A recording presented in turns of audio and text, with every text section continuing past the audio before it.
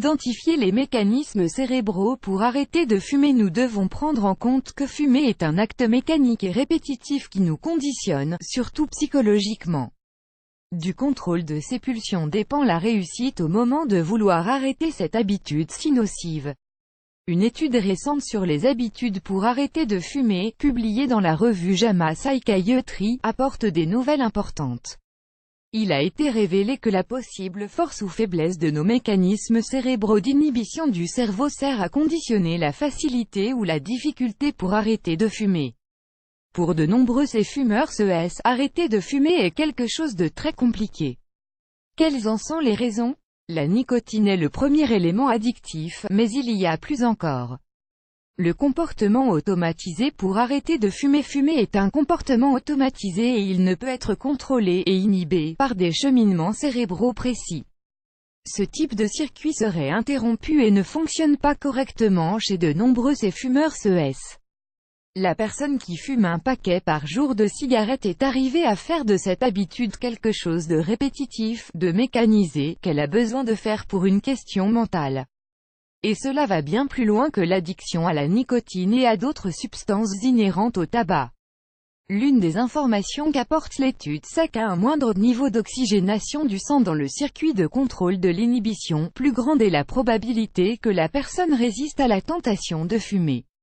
De cette manière, il existerait d'importants facteurs neurobiologiques conditionnants qui expliqueraient pourquoi certains fumeurs ont plus de difficultés à arrêter de fumer.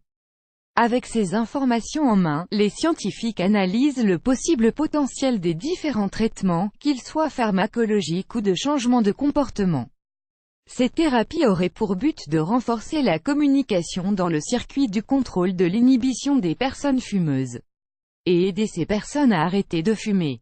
Détail des tests. À l'origine de ces recherches, furent examinés les réseaux de contrôle inhibiteur des cerveaux de plusieurs fumeurs.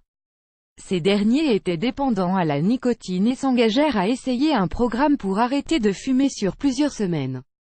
Au début du programme, les chercheurs ont utilisé une résonance magnétique fonctionnelle pour surveiller l'activité cérébrale. Tandis que les patients qui voulaient arrêter de fumer réalisaient des tâches de contrôle inhibiteur. Les participants de l'étude devaient appuyer sur une touche de l'ordinateur à chaque fois qu'apparaissait un cercle de couleur sur l'écran. Parfois un cercle d'une autre couleur apparaissait. Les réponses liées au niveau d'oxygénation du sang indiquaient que le cerveau utilisait davantage de ressources pour inhiber la réponse automatique d'appuyer sur la touche lorsqu'apparaissait le cercle bizarre. Conclusion de l'étude. Après 2 mois, parmi les participants qui voulaient arrêter de fumer, 50% y étaient parvenus.